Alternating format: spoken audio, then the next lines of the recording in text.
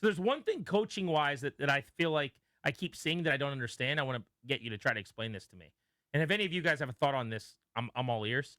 But I have kind of just dismissed this outright. I keep seeing people saying, "What about this guy?" And they'll reference like the offensive coordinator at Notre Dame or the offensive coordinator at LSU or the offensive coordinator at Ole Miss or whatever. Isn't the entire point that they want to get away from being a college offense, like a gimmicky, up-tempo, spread, non-traditional NFL? Isn't that why they're changing? Why would they go to the college ranks to hire a coordinator? That's a very fair question. Unless somebody, and I couldn't delve deep into exactly what, I don't know, Oregon's running. I'd imagine it's probably some of the up-tempo college stuff. But if they're running a pro-style system, maybe that's something there. Like I know guys have made that jump. Like Joe Brady's a pretty well-renowned offensive mind. He run some pro-style stuff in the past. He's now there at in Buffalo, and he'll probably get some head coaching looks. I see what you're saying. So if you're in college but you're running a pro offense, then what's the difference? Right. Like Charlie Weiss, for example, kind of would go back and forth as a professional offense guy at the college level. But if you're doing everyone's in shotgun, it's 4 wide, 5 wide, one leg lies in the air, clap and show the time for the football, then I don't think that's the direction they want to go in right now. That's my guess anyway. It just seems to me like we're hearing a lot about wanting a traditional offense and more of an NFL style run game and some of the things that they haven't done. That should rule out almost anybody who's running college-y stuff on Saturdays. You would think, right? Again, if that's the search parameter, if we believe that to be true, and I do, by the way, that stands to reason. How desirable is this gig? If this was last offseason, 10. It is a 10 out of 10 desirability. Cliff gets the Saints head coaching job. You're coming off the NFC title game. Jayden Daniels looks like he's on the verge of an MVP and is the next great quarterback in the league. Everything's harmonious. Peters is the new hotshot GM. Dan Quinn has found his north as a head coach. See what I did there? Now it's not that because Quinn going into year 3. Somebody said earlier on the phones, one of our callers called him a lame duck.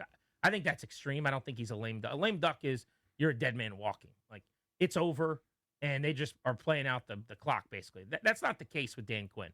This could still very well work out that he's here for the next 7 years with a couple of extensions or whatever, if the OC and DC hires go very well. But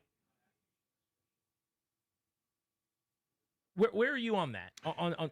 Go ahead. So it was a 10, as you already said it. It starts at a very high number because of Jayden Daniels. So if I'm an aspiring OC, a guy that's getting a promotion presumably, or if I'm a head coach that's getting kicked back down to the coordinator level, all I've got to do is make a guy that's already done it once return to a similar level.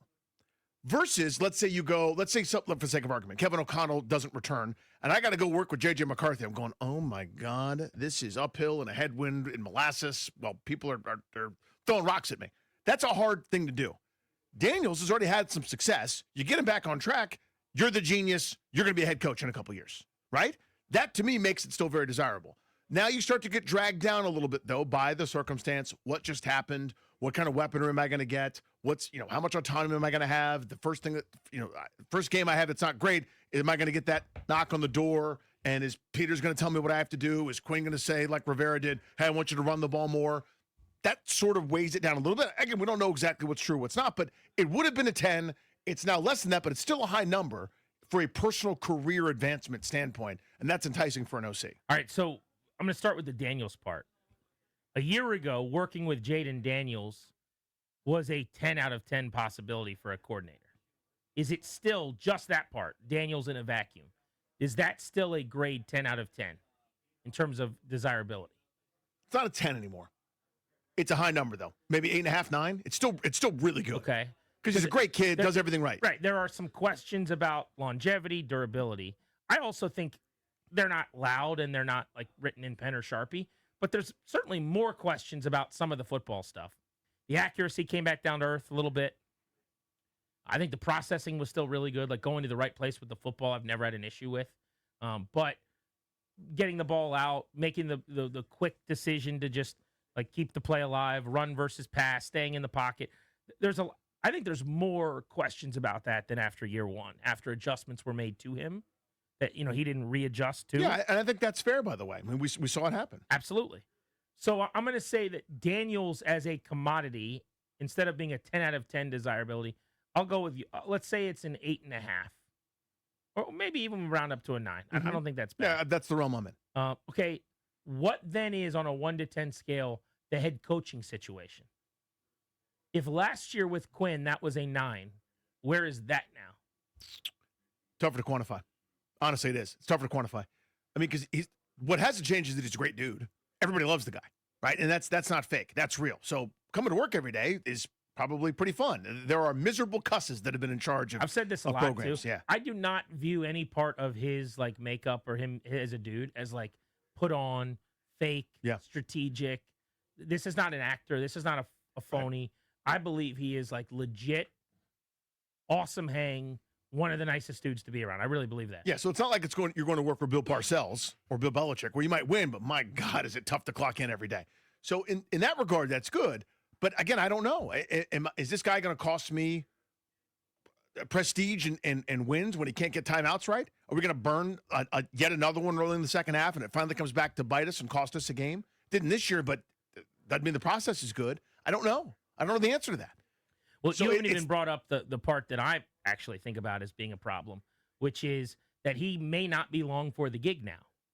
Yeah. You know, the Eric Bieniemy thing, where if you remember when they hired Bieniemy, that was the very, very, very end of the cycle, where it kind of came down to who the heck are they going to get? And if you remember, they couldn't get someone to take the job because there was this feeling that you were going in there to be the OC for a lame duck. Yeah, you were cannon fodder. Like a dead man walking. Now, again, to the extreme that people are saying Quinn is cooked, I don't believe that. I think this is a jury still out situation. This could still end up going very well. Like they go 10-7 next year or a wild card team. They've been in the playoffs 2 out of 3 years and they're back on track. And he's going to be here for the long haul and get extended. But there was very little to no chance that they were headed in that direction last year. And now there's a real chance they're headed for change, that he could be fired midway through the season. So if Quinn was a 9, I'm saying Quinn's now like a 4.5. I think that it's that different. Ooh.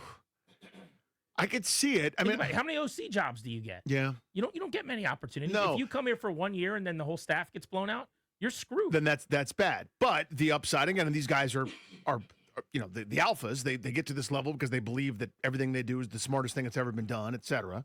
You got to be a little bit delusional to thrive at this level. The flip side is, you know, I got a great chance to make this work. I've got Jayden Daniels. I've got an offseason overhaul that's coming with plenty of salary cap space.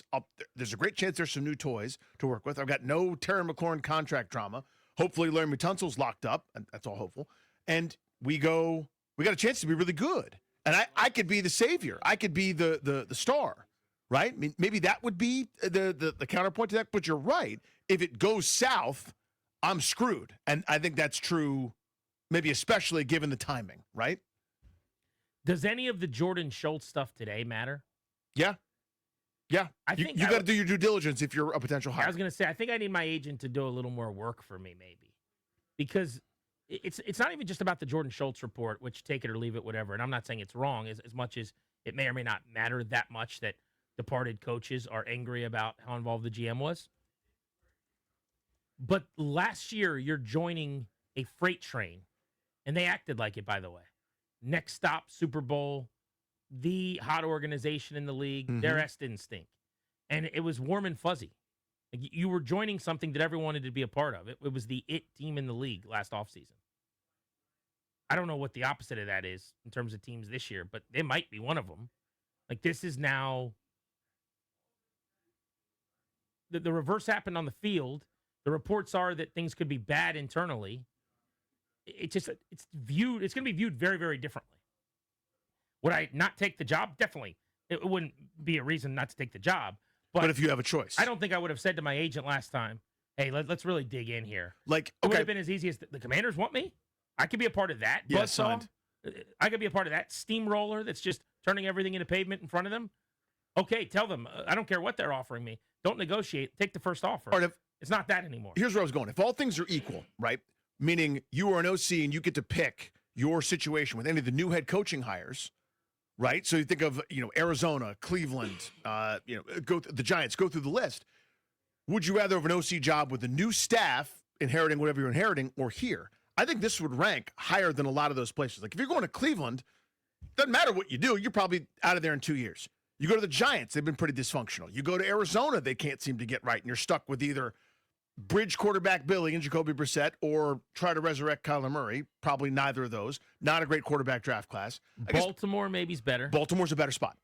And that's not a knock on anybody. That's a better spot. Depending on what you think of Jackson Dart, the Giants could be better. Atlanta, No, not a great spot. Not a good spot because of they've had too much coaching turnover. Raiders, no. Definitely not the Raiders. Yeah, I mean only maybe Baltimore's is it a better the 2 seed? gig. Yeah, it's the 2 seed. And maybe if you're Rosie on the Giants, meaning you now get a fresh slate with a new guy, maybe you get more time. So that could be the 2 seed if you want. I think because of Daniels, it's still immensely desirable. The exercise I'm trying to have, and I think the point we're trying to make is it is considerably less desirable than a year ago. But I don't think anybody that they would really want would turn them down still.